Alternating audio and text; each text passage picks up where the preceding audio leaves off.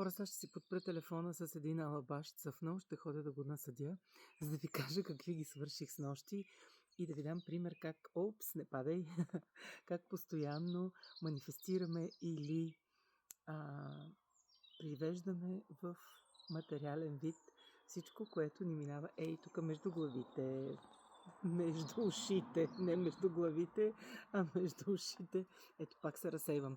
Снощи имаме кръгла маса, един формат, който работя с будни родители и този формат записваме, за да може да бъде гледан от всички, след това в клуба на будните родители. И казвам аз, момент, пускам записа, да не забравя и след това да се окажем без запис. Пускам го в моята глава, пускам го и мисля, че даже отворих и съответно копчето за запис. Обаче свършва срещата, тук запис, там запис, няма запис. Урок от реалността.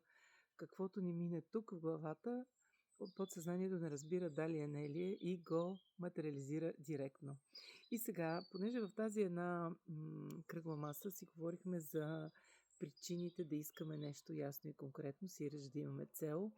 И една дама казва, тези въпроси защо много ме изнервят. И аз сутринта изваждам от тестето карти една за благополучие, което пише всичко, което мога да си представя, че съм, правя или имам, мога да бъда, да правя или да имам. Същото, което аз ви разказвам, но казано много накратко. А отзад пише следното, като се питаш защо го искаш, същината на желанието ти се активира и Вселената започва да я носи при теб.